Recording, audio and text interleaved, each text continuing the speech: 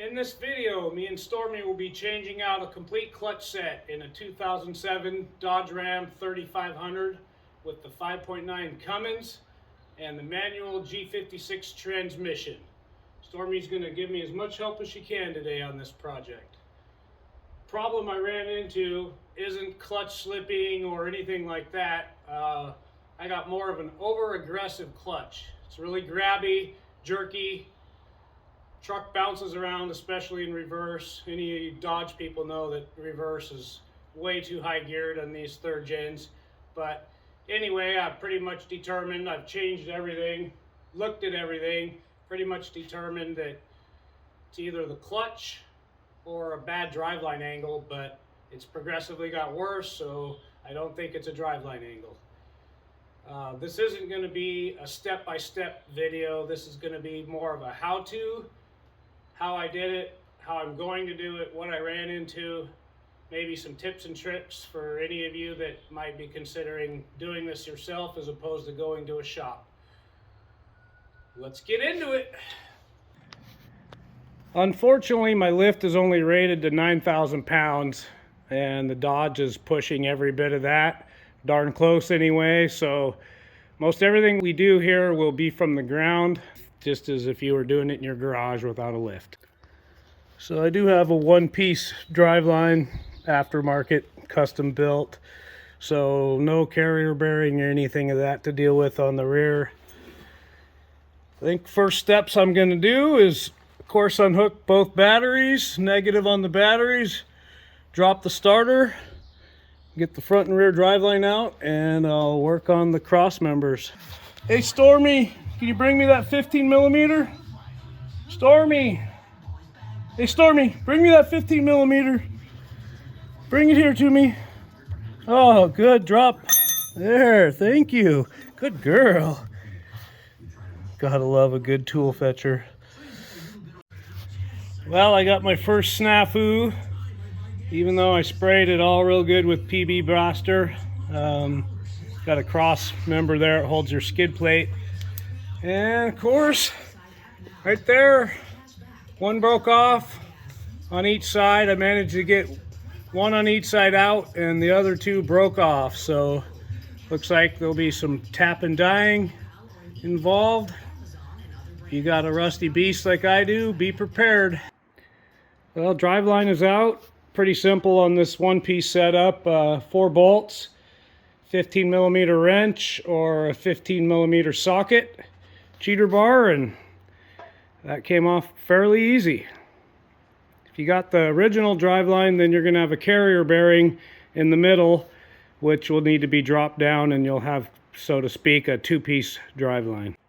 Remember to take note, put a couple marks on your rear differential to driveline where the yokes hook up, just for balancing purposes, so you get it back in the same place when you install it. I'm draining the transfer case and the transmission before I pull it out. Plan on putting new fresh fluid in.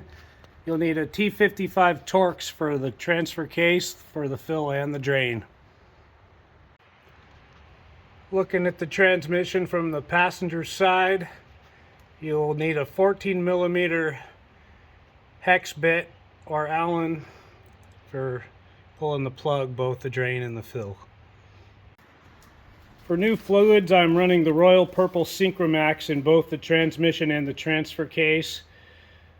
The transmission is 7 quarts filled from the shifter hole from up top, and the transfer case, don't hold me to this, but I think it's about 1.6 quarts. So I decided to do the front driveline before I do the starter. Just give me a little more room to get to the starter. Only makes sense to me anyway. 5/8 inch wrench is what I'm using on the back side, and it's a T40 Torx on the front of the driveline to where it hits the differential. Also, if you're suspended in the air like I am, both front wheels, you can just turn the tire. Works pretty slick for getting to the next one. And with using the hammer and wrench kind of as an impact, I'm not needing to put a bar or anything in there to to keep the driveline from spinning. So a 3/8 drive T40 Torx just barely squeezes in there, and these suckers are tight. So what I recommend, or at least what's working for me, is I banged all over everything nice and hard, just to kind of jar everything loose, and then I really gave it some good whacks here on the end to seat it in as far as possible, and also kind of help shock the threads. And I did PB blaster everything before I even started. So we'll see. I got one. 3 more to go. Well, same deal. Make sure you mark your drive lines, front and rear on the transfer case and the front yoke, so they go back in the same spots. The Torx were a little tricky, a little persistence, and I got it without stripping any out. So I accessed the electrical wires on the starter. It's a kind of a push plug to remove the solenoid engager wire, and a 5/8 inch socket is what I used to get the main battery lead off. So you got 3 bolts on the starter holding it to the bell housing, and a 13 millimeter socket is what I used, and the upper one is a real pain. I ended up actually going in front of the starter behind, and I used a 1/2 inch ratchet right there and just the right amount of extension, and I just used that to break it loose, and then I went back to the 3/8 drive. So it's doable, but it's a pain. Just try not to drop it on your head. On the transmission, you got an electrical plug on the driver's side up high, and to remove that, you got 2 tabs on the end of it towards the wiring harness. You got to squeeze both tabs and pull. And on the transfer case, electrical, you got a little red lock. Get a screwdriver in there and pry the red lock towards the wiring harness and pull it off.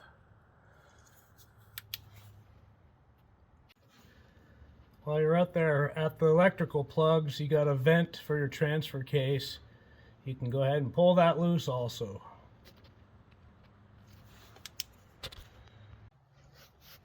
Now we'll remove the slave cylinder using a 13 millimeter socket. And on mine, it was tucked in with some fuel lines and other wires there, and I had some zip ties that I had to cut loose. So you got 8 bell housing bolts, all 9/16, all accessible from underneath the vehicle. The 2 top ones are a real pain, just tight quarters, very little throw. Got to get creative with extension and some cheater bars, but they all came out from down below. All right, so now we're going to remove the shifter. Remove the trays and pull out the 8 millimeter bolts. When removing that tray, if you have a wobbly extension for your 8 millimeter socket and a magnet, that helps quite a bit. Then we're going to just pull this boot right here down, 2 13 millimeter bolts, and pull off the top of the shifter. All right, I got the boot kind of pulled down right in there. You can see you got 2 13 millimeters to separate the shifter.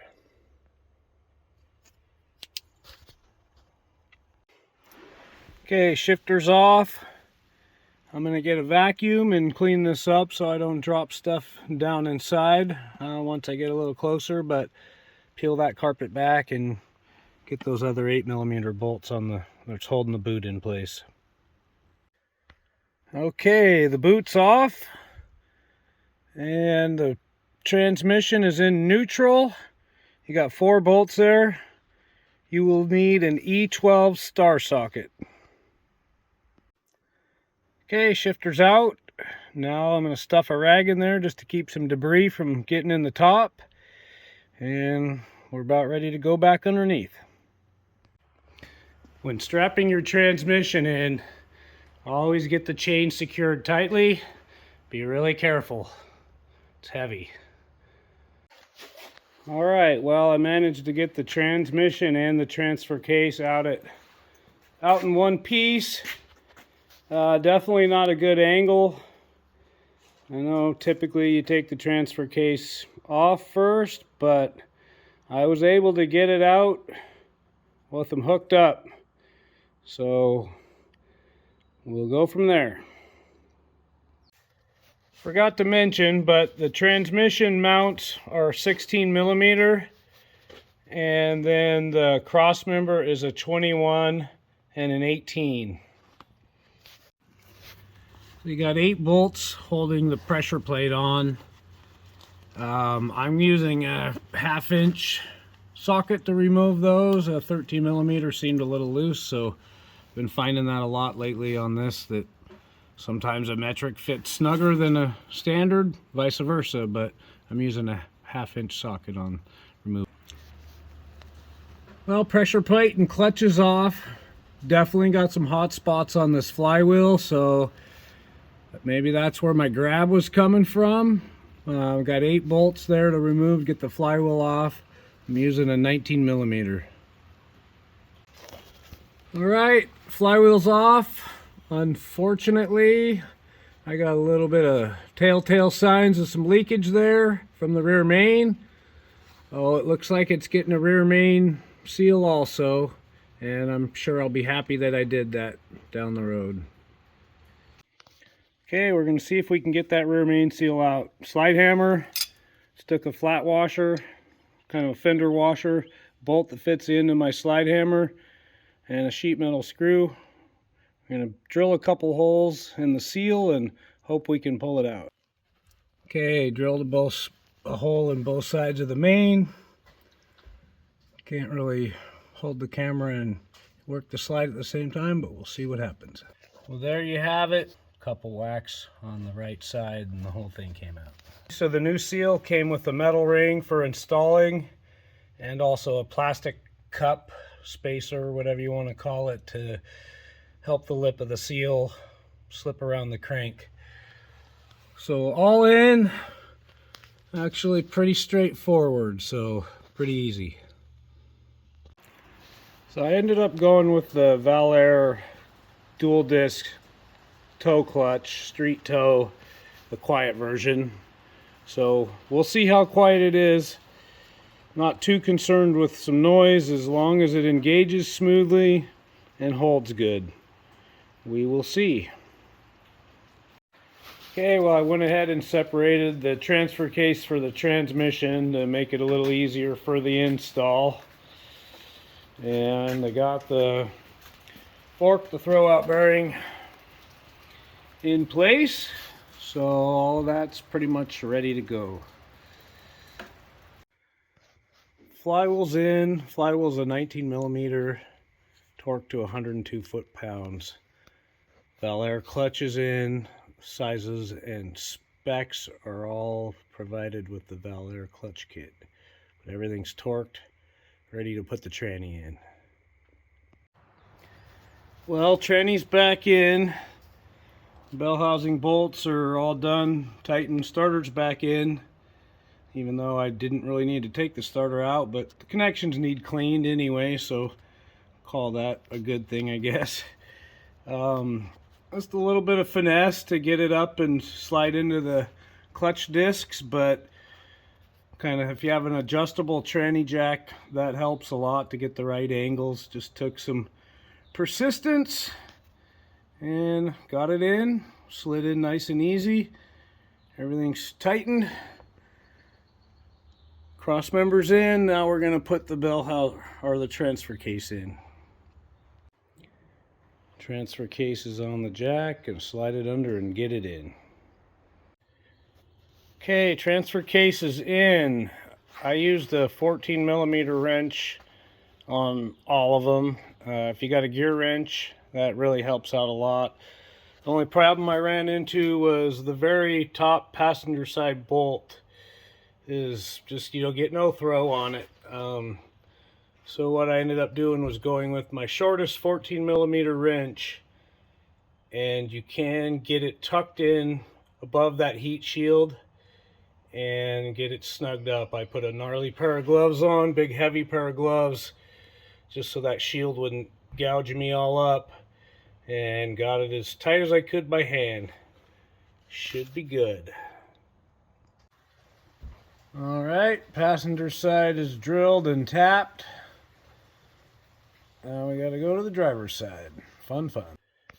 Well, everything's back together. We put 7 quarts through the top of the transmission there at the shifter housing, and we're ready to go for a test drive. Well, all back together. Time to do a little test drive, see how it feels. Get in that truck, Stormy. Let's go. Time for a test drive. That's why you need Nerf bars. Get in there. Funny. Atta girl. Watch your tail. Okay, well, here we got a test drive review. About 55 miles on the new clutch. It's definitely noisier than the original clutch, but it's not horrible. The clutch pedal is like butter compared to the old clutch. Goes in and out super smooth. The engagement is smoother than it's ever been since I've had the truck. And it shifts smooth. Everything's good in that regard. So I'm going to consider it a success.